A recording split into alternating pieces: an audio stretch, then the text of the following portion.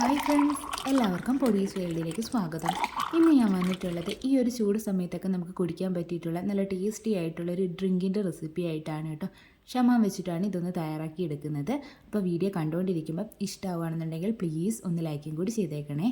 അപ്പോൾ നമുക്കിതെങ്ങനെ തയ്യാറാക്കുന്നതെന്ന് ഒന്ന് നോക്കിയിട്ട് വരാം.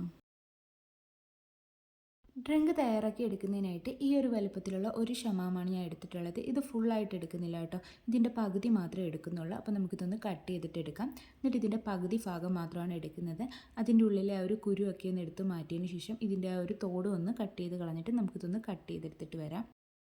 അപ്പോൾ അതാ ഷമാമൊക്കെ ഞാനിവിടെ കട്ട് ചെയ്തെടുത്തിട്ടുണ്ട്. ഇത് നമുക്കൊരു മിക്സിയുടെ ജാറിലേക്ക് അങ്ങ് ഇട്ട് കൊടുക്കാം. അടുത്തതായിട്ട് ഞാനിതിലേക്ക് ചേർത്ത് കൊടുക്കുന്നത് അണ്ടിപ്പരിപ്പാണ് കേട്ടോ. ഒരു 5 എണ്ണം എടുത്തിട്ടുണ്ട്. അത് കുറച്ച് നേരം ഒന്ന് വെള്ളത്തിൽ സോക്ക് ചെയ്ത് വെച്ചിട്ടാണ് ചേർത്ത് കൊടുക്കുന്നത്. പിന്നീട് ഇതിലേക്ക് ചേർത്ത് കൊടുക്കുന്നത് പഞ്ചസാരയാണ്. ഞാനിവിടെ 2.5 ടേബിൾ സ്പൂൺ അളവിലാണ് കേട്ടോ പഞ്ചസാര ചേർത്ത് കൊടുക്കുന്നത്. നമുക്ക് എത്രത്തോളം മധുരം വേണമോ അതനുസരിച്ചിട്ട് പഞ്ചസാര ചേർത്ത് കൊടുക്കുക. ഇനി ഇതെല്ലാം കൂടി നമുക്ക് നന്നായിട്ടൊന്ന് അരച്ചെടുത്തിട്ട് വരാം. അപ്പോൾ അത് ആദ്യം നന്നായിട്ടൊന്ന് അടിച്ചെടുത്തിട്ട് വന്നിട്ടുണ്ട്. ഇനി നമുക്കിതിലേക്ക് കുറച്ച് ഏലക്കാപ്പൊടി ചേർത്ത് കൊടുക്കാം. ഞാനിവിടെ ഒരു 2 നുള്ള അളവിലാണ് ഏലക്കാപ്പൊടി ചേർത്ത് കൊടുത്തിട്ടുള്ളത്.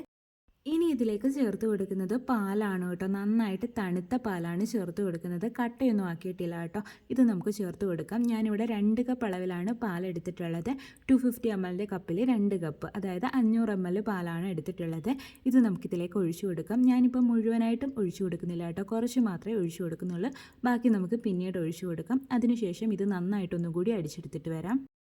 അപ്പോൾ ആദ്യം ഞാൻ ഒന്നുകൂടി അടിച്ചെടുത്തിട്ടുണ്ട്. ഇത് നമുക്കൊരു ബൗളിലേക്ക് അങ്ങ് ഒഴിച്ചു കൊടുക്കാം.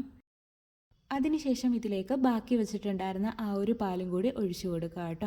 പിന്നീട് ഞാൻ ഇതിലേക്ക് ചേർത്ത് കൊടുക്കുന്നത് ബദാമാണ് കേട്ടോ. കുറച്ച് ബദാം എടുത്തിട്ട് വെള്ളത്തിൽ സോക്ക് ചെയ്ത് വെച്ചിട്ടുണ്ടായിരുന്നു. എന്നിട്ട് അതിൻ്റെ ആ ഒരു തൊലിയൊക്കെ മാറ്റിയിട്ട് ഒന്ന് കട്ട് ചെയ്തെടുത്തിട്ടുണ്ട് കേട്ടോ.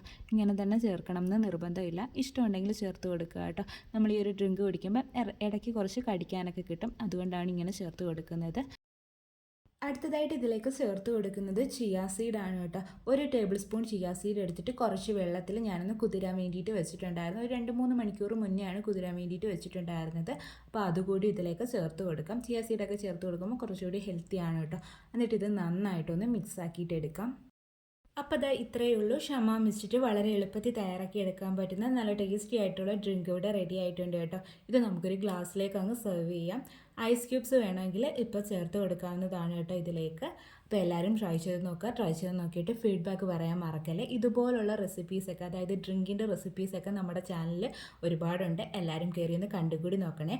വീഡിയോ ഇഷ്ടമായിട്ടുണ്ടെങ്കിൽ ലൈക്ക് ചെയ്യാൻ മറന്നു പോകല്ലേ. അതുപോലെ തന്നെ ആദ്യമായിട്ട് ചാനൽ കാണുന്ന കൂട്ടുകാരൊക്കെ ഉണ്ടെങ്കിൽ പ്ലീസ് ഒന്ന് സബ്സ്ക്രൈബ് ചെയ്ത് സപ്പോർട്ടും കൂടി ചെയ്യണേ. വീണ്ടും നല്ലൊരു വീഡിയോ ആയിട്ട് വരാം. Thanks for watching.